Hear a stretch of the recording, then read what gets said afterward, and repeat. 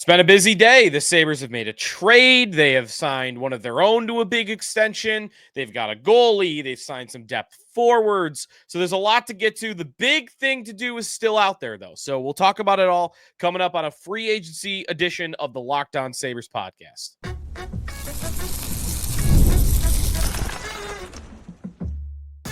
You're Locked On Sabres, your daily podcast on the Buffalo Sabres. Part of the Locked On Podcast Network, your team every day. What is up, everybody, and welcome into this Tuesday edition, free agency day edition of the Locked On Sabres podcast. And as always, thanks for making us your first listen every day. We are free and available wherever you get your podcasts. You can watch us on our YouTube show. You can like and subscribe us there. Would very much appreciate that. You also can be a part of our Locked On Sabres text club. Today would have been a very good day to be a part of our text club. But of course, you could still sign up. Breaking news texts, talking about these moves, your takes, little back and forth, ideas, scoops once in a while when I have those for you. You can head over to joinsubtext.com/LockedOnSabres, and that is the place to sign up for that if you would like to. Today's episode of the Locked On Sabres podcast is presented by FanDuel. Right now, new FanDuel customers can get $150 in bonus bets if your first $5 bet wins. Sneaky Joe DiBiase, there are a lot of moves to talk about on today's show. A very, very slow free agency day that was marred by a threat by the NHL to all of its teams that we are going to ding somebody for tampering, that we are sick and tired of these 1201 announcements that just pay no respect to the process and just show off that we've all been talking to all these guys long before we were supposed to. I mean, with the Maple Leafs and with the Golden Knights, it's a whole different conversation where maybe Vegas has been talking to Marner for as long as a year. That's a different level of tampering, but we've known all these teams are talking, back channeling through agents, even the Sabres. I mean, other teams are probably more guilty of it than others, but we found out from Elliot Friedman early this morning that Alex Lyon was going to go to the Buffalo Sabres 7 hours before they were technically allowed to talk to him. So everybody is doing it to some extent. And we'll talk about all the moves the Sabres finally got around to making. The first of which, I mean, it really took an hour-ish to get to something at all. And then 3-4 hours before we got to anything of substance to talk about. And even substance to talk about is giving them a little bit of credit. I have liked some of the moves that they have made today, but there is still the big move out there, trading for or signing a top 6 forward. But there are some numbers to look at now with how many forwards they have on the roster, and we'll talk about all of that a little bit later on. But before that, we will talk about what they have done. And especially, we'll start with how the day began, kind of go a little rapid fire here to start today's show on all the things that they did. And we'll spend the much of today's show on Ryan McLeod's extension, and then Alex Lyon in goal, how that affects the goalie situation. Justin Danforth, we'll talk a little bit because he's from a new team. But let's go a little rapid fire here on what they did to start the day. And we're going to start with Ryan Johnson. Ryan Johnson, who I've written off for a couple of years now, not ever thinking about him being a impactful player at the NHL level. He is now 23 years old. He will turn 24 in a couple of weeks. So this is his age 24-year-old season, and he's played 44 games in the National Hockey League. Typically, you've showed an ability to be an NHL player by this point, and he has not quite done that yet.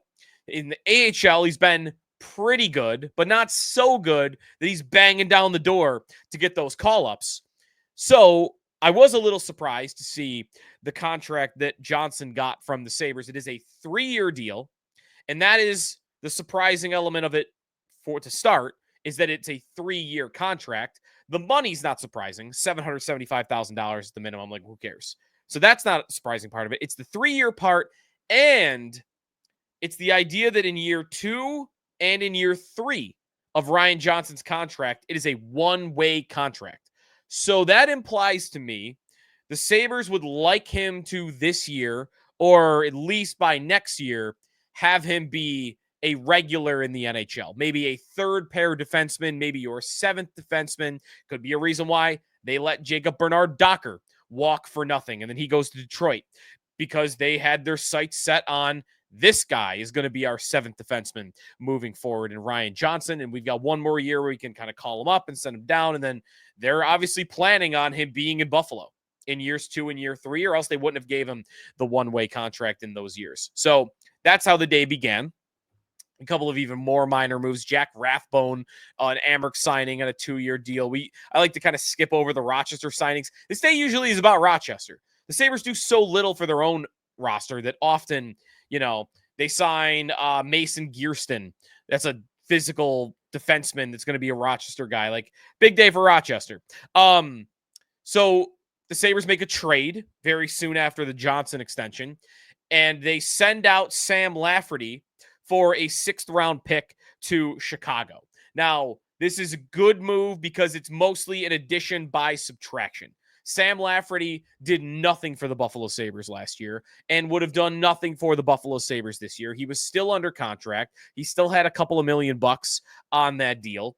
And even more than the money part of it, because the Sabres are getting a little closer to the salary cap, but they still have a lot of room. Wasn't really about that for me. It is, they've got a lot of forwards under contract right now. And the bottom 6 is crowded. And I can't imagine wanting to see or seeing Sam Lafferty in their bottom 6 to start the year. So anybody willing to take him for free would have been fine, to take the couple of $1 million off your salary. If Chicago wants to give you a 6th-round pick on top of it, just give you a nice little, scratch-off ticket at the draft in a year, then you take that too and you run with it. So the Lafferty part of it to me is more about the subtraction of it and replacing him with replaceable players that I think are probably better. Maybe the guy they signed and Danforth, who we'll talk about, and Tyson Kozak coming back. That's another Rochester signing, I think. But honestly, Tyson Kozak signs a 3-year deal with the Buffalo Sabres, and that's a 2-way contract, so he could go up and down. I think Tyson Kozak last year was a better player for the Buffalo Sabres than Sam Lafferty, and I'm pretty sure they agreed, and I'm pretty sure Lindy Ruff agreed, because that's kind of how they acted. But the big move the Sabres made today was Ryan McLeod, at least amongst their own. It was Ryan McLeod, who was an RFA, signing a 4-year extension, $5 million per year. This contract is a good value for Ryan McLeod. Ryan McLeod is a tremendous defender, a tremendous penalty killer. He is a tremendous skater, and that's kind of almost all I need to warrant a $5 million per year contract, as long as you give me a little bit of offense, something that's even modest to play on a third line. Well, last year, Ryan McLeod went above that and obviously scored 20 goals for the Buffalo Sabres and added another 33 assists, so a 53-point season, which was 23 points higher than his previous high. I think he absolutely earned a contract maybe even above $5 million. I think last year he gave the Sabres more than $5 million of value. Now, the reason I like the contract, though, is it kind of bakes in a probable regression offensively for Ryan McLeod. 20 goals last year, shooting 20.6%. 20.6% shooting percentage is absolutely unsustainable. Nobody in the league will ever sustain 20% per year. Now, McLeod does have a little bit of a high percentage for his career. It's 14%, but it's going to come down to back around 14%, 13%, 12%. And instead of scoring 20 goals next year, he might score 15 for you. But honestly, what you're getting in him in all these other areas of the ice, his role being the third line center, not a top 6 guy, face-offs, 52% last year, was one of the better Sabres at that, and his ability to penalty kill and even jump up in the top 6. Like last year when he did have to jump up in the top 6, it looked relatively good. If he only scores 15 goals for you next year, he's doing enough other things to warrant the contract. And it's not a crazy long term.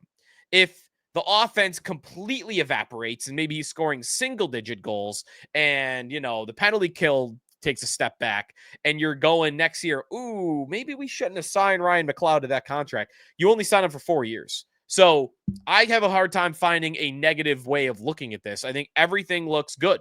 I like the player a lot. He's a very, very good hockey player for the Buffalo Sabres. And they need to hold on to all of those with the jaws of life. And in this case, you got a guy who wants to stay. You lock him up. He didn't ask for a premium, a Buffalo premium. So to me, this is just a no nonsense, great contract, all around good player.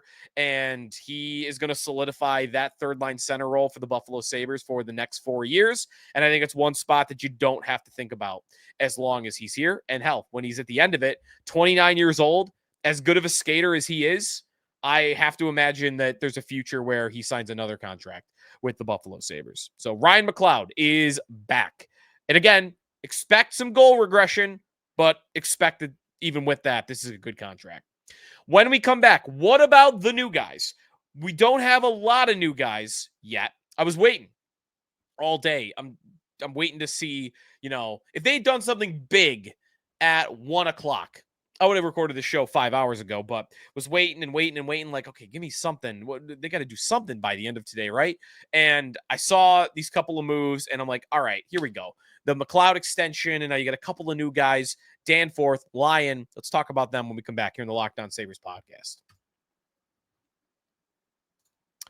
Today's episode of Locked On Sabres is presented by FanDuel. Summer sports are in full swing, and whether you're all about baseball, under the lights, or golf, or high-stakes soccer action, you got the Club World Cup right now. You had a huge upset yesterday over one of the premier teams in England. FanDuel is the best way to make every game even more exciting.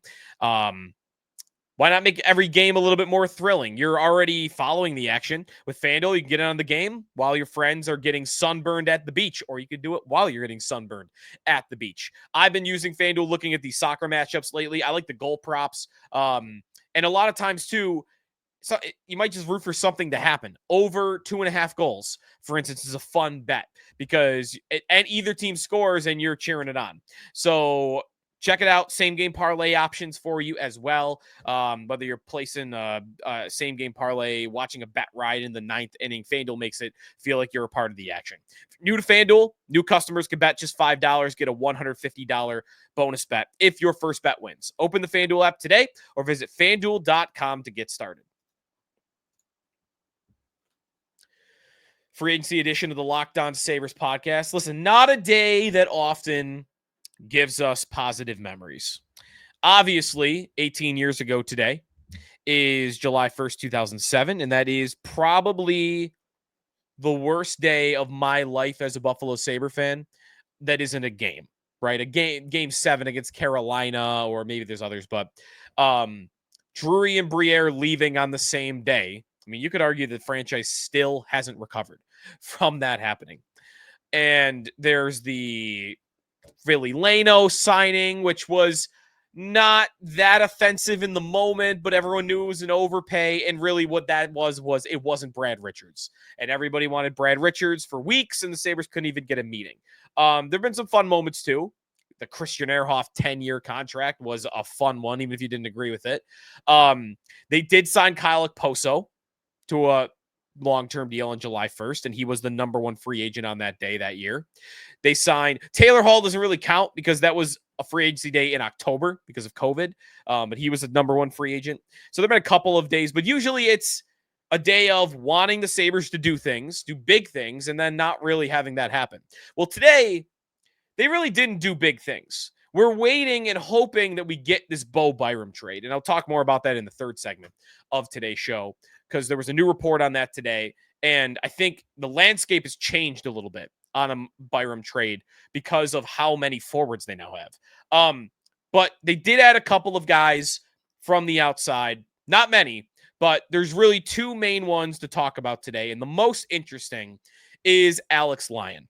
The Sabres went for a goaltender. I was not sure that they would go for a goalie. I think I would have bet, and I think I said this, that my guess would be they would go for a goaltender. That Adam's saying he's comfortable starting the season with McLeod and Levi. That's just something you say before free agency, just in case you don't get a guy. Well, they got a guy. And listen, this was a very, very weak free agent class. When we talked about goalie a couple weeks ago, and when we discussed rankings of different lists and, sites, the Sabres got what some ranked as the number 2 free agent goaltender.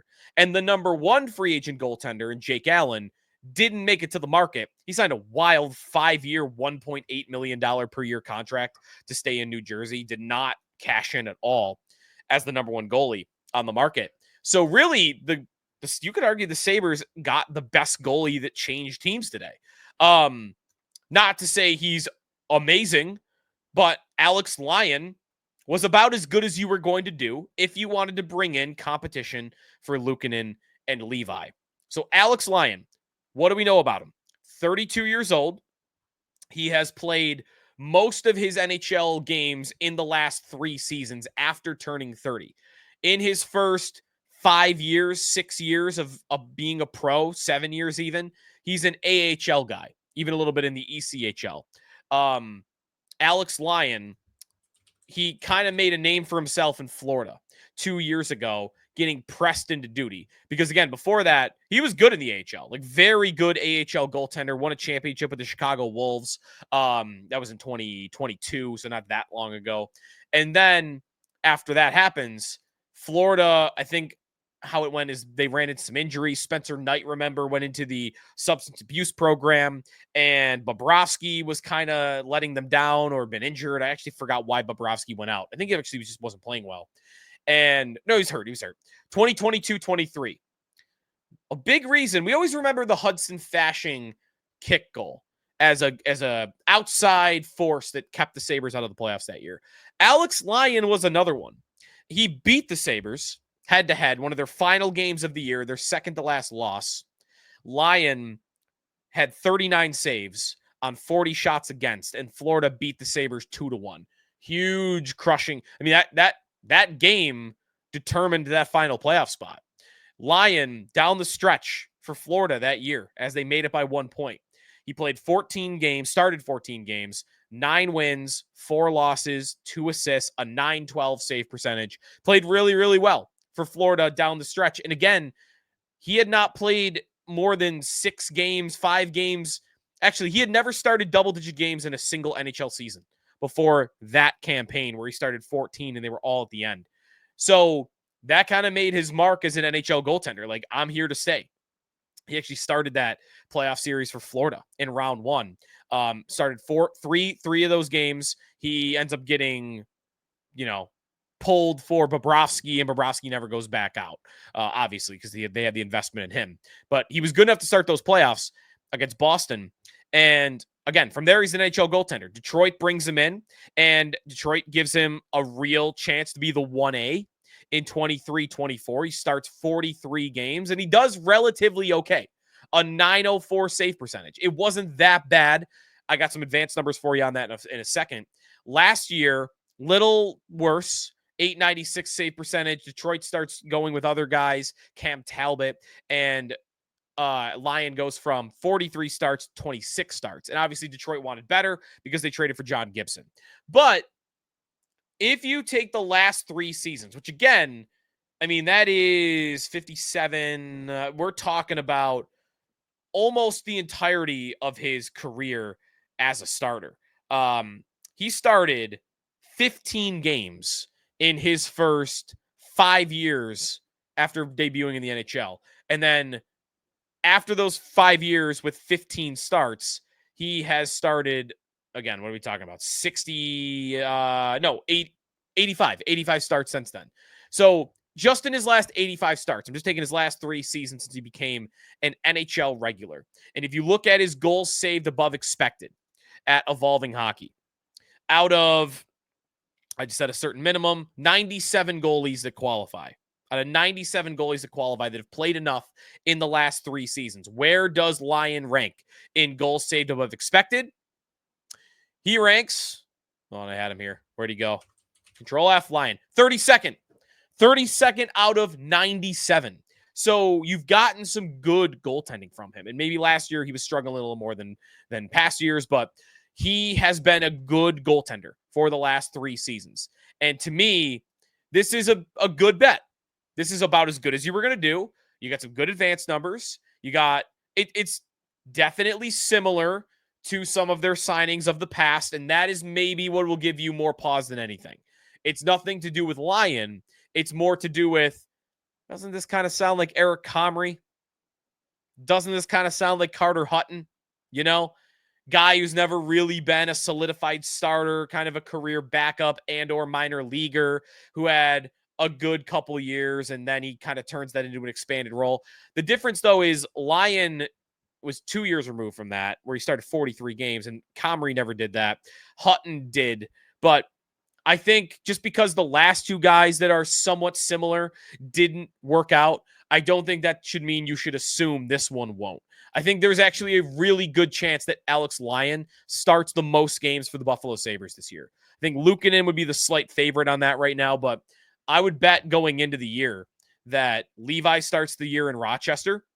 He has a chance to win a job out of camp, but I'd bet Rochester, and that you're going to see an even split between Luukkonen and Lyon, or just whoever plays better is going to take the reins.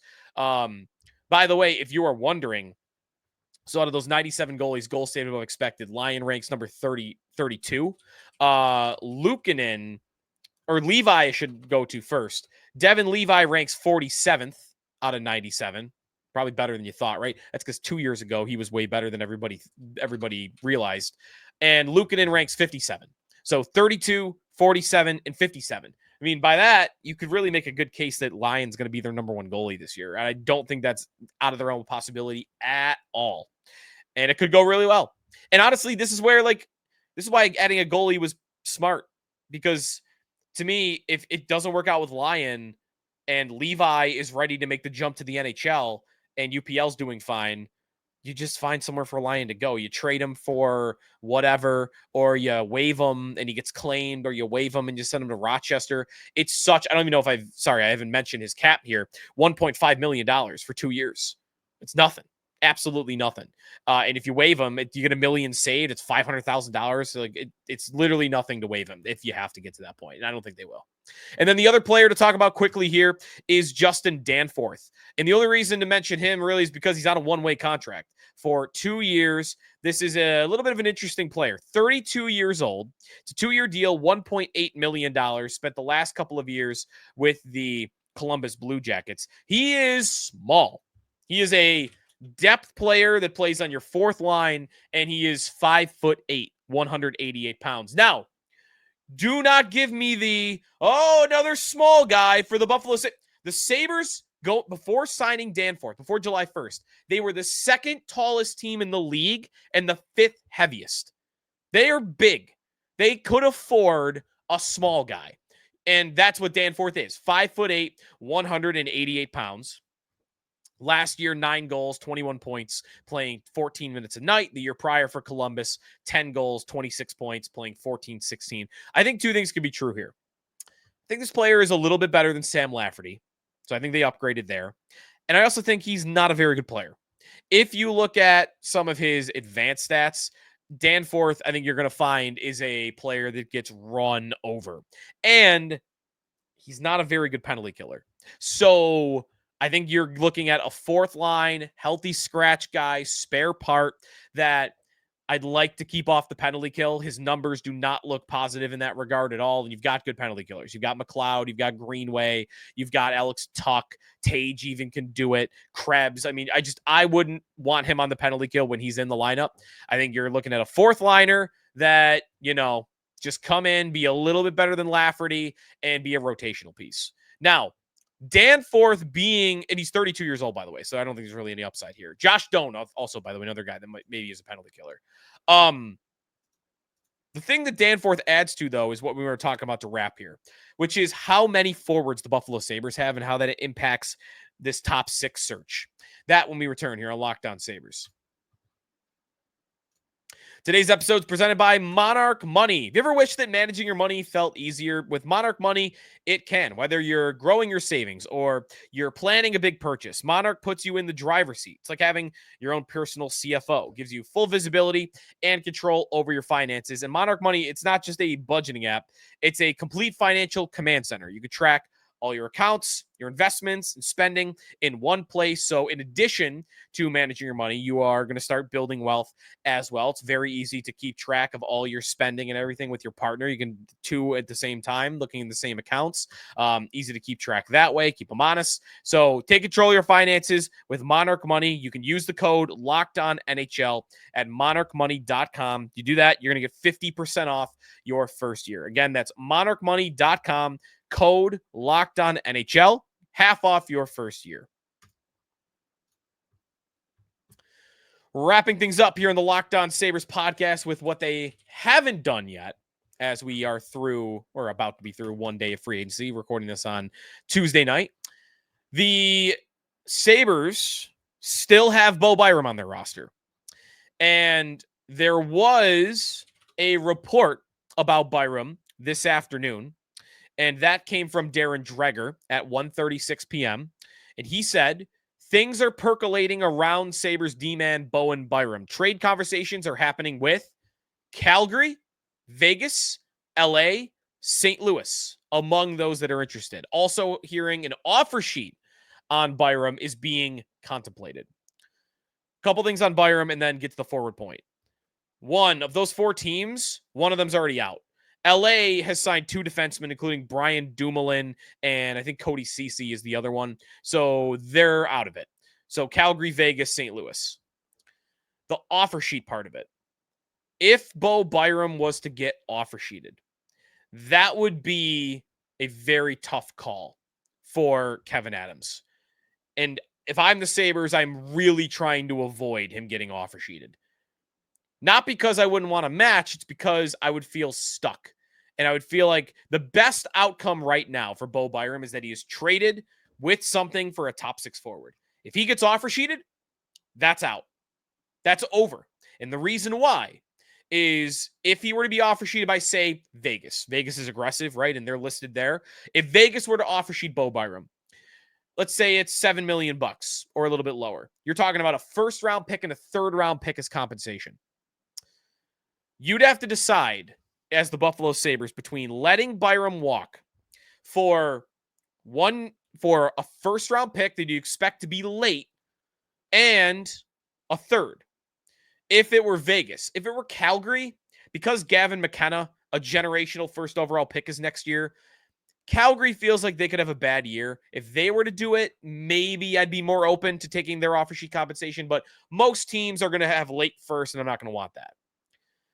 The alternative is to match it. And if you didn't know this rule, here it is. If you match a player's offer sheet, you're not allowed to trade him for 1 year. So there is no match the offer sheet on Byram and then just trade him for the forward. No. You match that offer sheet, he's on the Buffalo Sabres for a full calendar year. You could trade him after that, assuming it's more than a 1 year deal, but he is a Sabre for a year if you match it. And if you don't, then you only get draft pick compensation. And we just saw from this last weekend, nobody wanted the 9th pick. It's really hard to trade first round picks, let alone first round picks at the end of the draft. So to me, it would be a tough call, and it would feel like you're stuck a little bit if the Sabres were to get offer sheeted on the Bowen Byram front. So we'll see what they end up doing. I still feel like a trade is the most likely outcome. Maybe to avoid the offer sheet, though, they try to sign Byram and then to get rid of the offer sheet possibility and continue to have conversations with other teams. Now, here's where forward's a little more interesting, because all along it's been Byram for a forward, right? Byram for a forward. The Buffalo Sabres right now have 14 forwards under contract. They're crowded. You only get 12, right, on a roster for a game, and nobody's keeping more than 13, 14 on an active roster. Usually it's 13. You get one extra, or we'll keep one extra.